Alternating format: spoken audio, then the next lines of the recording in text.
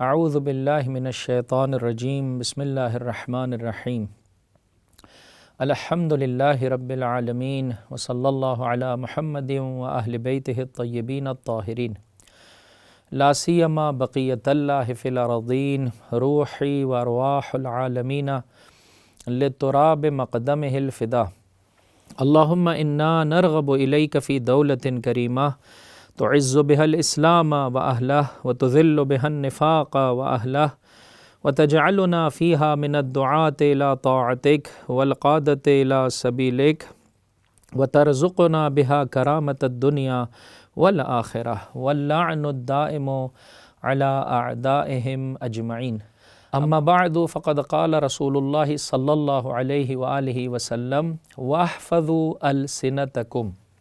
پروردگار متعال کے شکر گزار ہیں جو زندگی کا یہ عظیم سرمایہ میرے اور آپ کے شامل حال فرما رہا ہے۔ خطبہ شعبانیہ کی روشنی میں ضیافت پروردگار کے مختلف پہلوؤں سے میں اور آپ آگاہی حاصل کر رہے ہیں۔ انشاءاللہ العزیز اس پر غور و فکر مجھے اور آپ کو اس قابل بنا دے کہ ہماری پریکٹیکل لائف میں بھی تبدیلی واقع ہو جائے اور ماہ مبارک رمضان کے ختم ہونے سے پہلے پروردگار متعال مجھے اور آپ کو پاکیزگی کا تحفہ، طہارت کا تحفہ، دل کے صاف ہونے کا تحفہ عطا فرما دے۔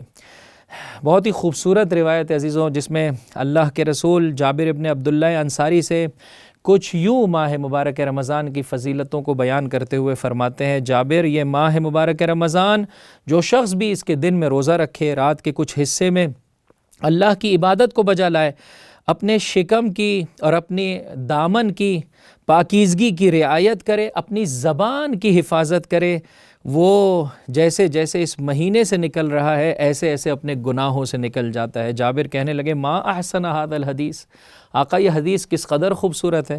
ایک مرتبہ اشارہ فرمایا ما اشد ھذہ الشروط، لیکن یہ شرائط کس قدر سخت ہے، یہ آداب کس قدر سخت ہیں۔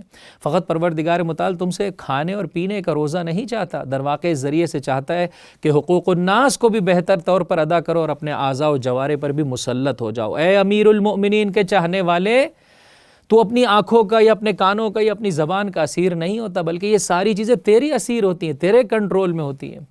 فرمایا اپنے رشتہ داروں کے ساتھ، گزشتہ گفتگو اپنی نگاہوں کے سامنے رکھیے، فرمایا اپنے رشتہ داروں کے ساتھ اچھا سلوک کرو، اور اسی خطبے کے بعد والے ایک حصے میں پروردگار متعال ارشاد فرماتا ہے جو شخص اس مہینے میں اپنے رشتہ داروں کے ساتھ اچھا سلوک کرے گا، کل کو قیامت کے دن پروردگار متعال کی رحمت اس کے شامل حال ہوگی۔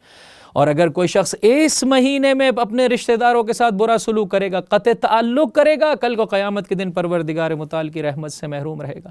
جب افضل ترین مہینہ ہے، اس میں کیا جانے والا گناہ، اس کی سزا بھی بہت زیادہ سخت ہے۔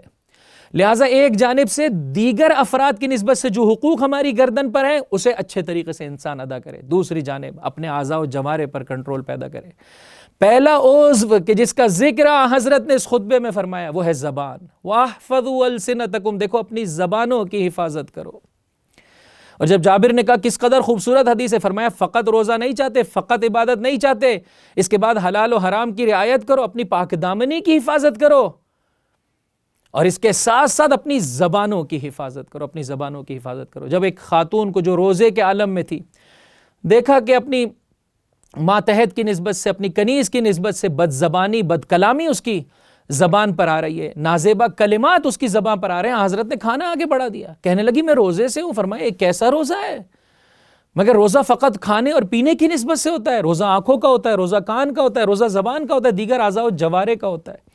آئیے عزیزوں، کس قدر گناہ ہے کہ جو زبان سے انسان سرزد ہو جاتے ہیں۔ آئیے، روزہ پریکٹس دے رہا ہے نا، ہم بعض حلال چیزوں سے اپنے آپ کو روک رہے ہیں، تو اپنی زبان کو نازیبہ کلمات سے، غیبت سے، تہمت سے، تمسخر سے، چغلی سے نہیں بچا سکتے ہیں عزیزوں، کنٹرول نہیں کر سکتے۔ کس قدر اہمیت اسلام میں زبان کی، فرمایا انسان کی پوری شخصیت کا پتہ دیتی ہے زبان۔ الانسان لبہ اللسان۔ پانچویں امام محمد باقر علیہ السلام، ابو ذر غفاری اللہ کے رسول کے اس پاک و پاکیزہ اور سچے صحابی سے ان جملات کو نقل کرتے ہیں کہ ابو ذر غفاری بارہا یہ کہا کرتے تھے ان لوگوں سے جو علم حاصل کرنے چلے ہیں، ان ھذا اللسان مفتاح خیر و مفتاح شر، ایک ہی عضو ہے، تجھے بہت بلند بھی کر دے گا، بہت گرا بھی دے گا۔ لہٰذا اپنی زبان کے سلسلے میں ایسے ہی اٹینٹیو ہو جا، سنجیدہ ہو جا، جیسے سونے اور چاندی کے سلسلے میں انسان خیال سے خرچ کر رہا ہوتا ہے۔ ایسے زبان سے نکلنے والے الفاظ ہونے چاہیے، ایسے زبان سے نکلنے والے الفاظ ہونے چاہیے۔ آپ تھوڑا سا توجہ کریں عزیزو، 2 گیٹ پروردگار متعال نے زبان کے لیے دیے، ایک دانتوں کا گیٹ، ایک ہونٹوں کا گیٹ، کہ انسان جب 2 گیٹ ہیں تو توجہ کے ساتھ جو ہے وہ زبان کو برآمد کرے اپنے دہان مبارک سے، اور یہ سوچے کہ کیا کہنے چلا ہے، اس ذریعے سے خدا کا تقرب حاصل کر رہا ہے، خدا نہ خواستہ بس بہرحال روزہ مجھے اور آپ کو پریکٹس دلوا رہا ہے عزیزو۔ اللہ کے رسول کے پاس ایک شخص آیا، حضرت سے کہنے لگا آقا کوئی نصیحت فرما دیجئے، فرمایا احفظ لسانک، اپنی زبان کی حفاظت کر۔ دوسری مرتبہ پوچھا، فرمایا اپنی زبان کی حفاظت کر۔ تیسری مرتبہ پوچھا، فرمایا اپنی زبان کی حفاظت کر، اور پھر اس جملے کو اپنے پاس نوٹ کر لیجئے، لکھ لیجئے، فرمایا هل يكب الناس على مناخرهم في النار الا حصائد السنتهم، لوگوں کو جہنم میں اوندھا منہ گرانے والی شے کچھ نہیں ہے سوائے زبان سے نکلنے والے الفاظ۔ اللہ اکبر، انسان کو جہنمی بنا دیتی ہے یہ زبان۔ یہی سبب ہے اللہ کی جانب سے جو عذاب زبان کے لیے وہ کسی اور اس کے لیے نہیں ہے۔ جب وہ تڑپ کے کہے گی میرے لیے یہ عذاب کیوں کر، فرمایا تیری تاثیر کے سبب سے، تیرے بگاڑ کے سبب سے پروردگار متعال کی جانب سے یہ عذاب ہے۔ یہی سبب ہے جب صبح کے دن یہ اعضاء جب آپس میں گفتگو کرتے ہیں اور دیگر تمام اعضاء سے زبان یہ کہتی ہے کیف اصبحتم، تم لوگوں نے صبح کیسے کی، کہا کہ اگر تو ہماری جان بخشی کر دے، تو ہماری جان چھوڑ دے تو ہماری صبح بہت اچھی ہو رہی ہے، ہمارا ثواب ہمارا عقاب تیرے سبب سے عزیزوں۔ یہ ہے زبان کے اس سلسلے میں میرے اور آپ کی ذمہ داری بنتی ہے پروردگار متعال سے دعا طلب کریں۔ معصوم فرماتے ہیں لا یعرف عبد حقیقت الایمان، ایمان کی حقیقت کو انسان جان ہی نہیں سکتا ہے جب تک کہ اپنی زبان کی حفاظت نہ کرے، جب تک کہ اپنی زبان کی حفاظت نہ کرے۔ امام معصوم کا قرب چاہتے ہیں، اپنی زبان کی حفاظت کریں، دنیا و آخرت کی خیرات چاہتے ہیں، اپنی زبان کی حفاظت کریں، وگرنہ یاد رکھیں دنیا میں بھی انسان کی زندگی میں بگاڑ ہے اور اخروی اعتبار سے بھی یہ زبان انسان کو ذلیل و رسوا کر دیتی ہے۔ اس قدر میرے چھٹے امام جعفر صادق علیہ السلام کی قربت پا چکا ہے کہ آپ جب بھی کسی سفر پر جاتے ہیں، کسی جگہ پر نکلتے ہیں تو یہ ہمیشہ ساتھ ہوتا ہے۔ ایسے میں اس کا غلام بھی ساتھ ہے، 1 مرتبہ بلایا، 2 مرتبہ بلایا، 3 مرتبہ بلایا، اس نے کوئی جواب نہیں دیا، اس کی زبان پر ایک نازیبہ کلام آ گیا، اس کی ماں کی نسبت سے گناہ کی نسبت دے دی۔ امام نے فرمایا میں تو تجھے با تقوی سمجھتا تھا، یہ کیا کیفیت، ایک مرتبہ توجیہ کرنے لگا، امام نے کہا دور ہو جا۔ آج کے بعد ہم، اور پھر تاریخ یہ کہتی ہے اور راوی بھی یہ کہتا ہے کہ پھر کبھی امام کے ساتھ دیکھا نہیں گیا۔ عزیز حجت خدا سے انسان کو دور کر دیتی ہے یہ زبان۔ انسان کے جو آپس کے تعلقات ہیں عزیزو، میاں بیوی، ماں باپ، رشتہ دار، عزیزو دیکھیں زبان کیا کرتی ہے، کس طرح سے جوڑ بھی دیتی ہے اور کس طرح سے توڑ دیتی ہے۔ انسان کی دعائیں پوری نہیں ہوتی اگر نازیبہ کلام انسان کی زبان پر آ جائے، انسان کی روزی میں سے برکت اٹھ جاتی ہے، بری موت اس دنیا سے جاتا ہے، فشار قبر کا سبب ہے، جہنمی بنا دیتی۔ کیا کریں؟ 1 بولنا کم کر دیں، ویسے بھی روزہ ہے میرے بھائی، چارج نہیں ہے انسان کا جسم، بولنا کم کر دیں، اللہ نے تو زمینہ بھی فراہم کر دیا۔ خود اٹ سیلف کم بولنا انسان کو بہت سارے گناہوں سے بچا لیتا ہے۔ زیادہ بولنے سے زیادہ خطائیں سرزد ہوتی ہیں، جب زیادہ خطائیں سرزد ہوتی ہیں انسان کی حیا میں کمی واقع ہوتی ہے، انسان کی حیا میں کمی واقع ہوتی ہے، یہ حیا کی کمی انسان کے دل کے مرنے کا سبب بن جاتی ہے، اور انسان کے دل کا مرنا اسے جہنمی بنا دیتا ہے۔ 1 بولنا کم کر دیں، کم بولنا انسان کے مفید ہے۔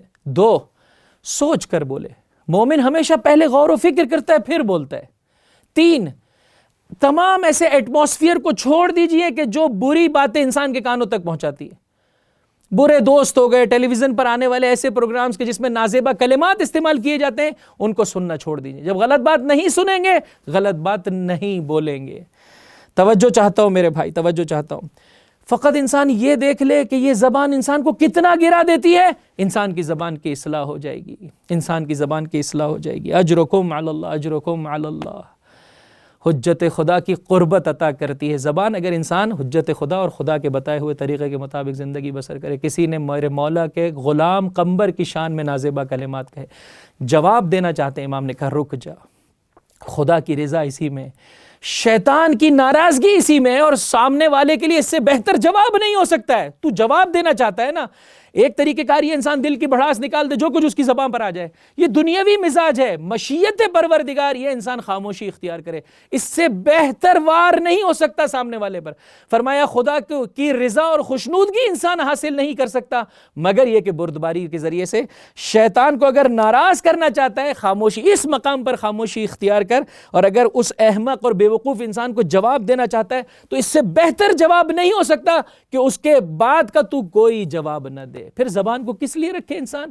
اس دن کے لیے رکھے جب یہ زبان اسے عرش الہی تک پہنچا دے، جب یہ زبان اسے خداوند متعال کی بارگاہ میں مقام و مرتبہ عطا کر دے، جس طرح سے حجت خدا کی زبان ہے، جس طرح سے زینب کبریٰ کی زبان ہے عزیزو، جو سرزمین کوفہ اور شام میں وہ جو خطبے ہیں زین العابدین کے اور زینب کبریٰ سلام اللہ علیہما کے، عزیزو یہ وہ جگہ ہے کہ جہاں پر زبان انسان کو بلندی عطا کرتی ہے، مقام و مرتبہ عطا کرتی ہے۔ کیا ہے وہ چاہنے والے کہ جنہیں پروردگار نے وہ مقام و مرتبہ عطا کیا، میثم تمار، اسی زبان سے میرے مولا کی فضیلت کو بیان کیا، یہاں تک کہ دشمن کے گلے کی ہڈی بن گئے، مجبور ہوا زبان کو کھینچ لینے پر۔ ابن سکیت عزیزوں میں نے تمام کیا، زندگی بھر خاموش رہے، زمانے کی ستم ظریفی ہے۔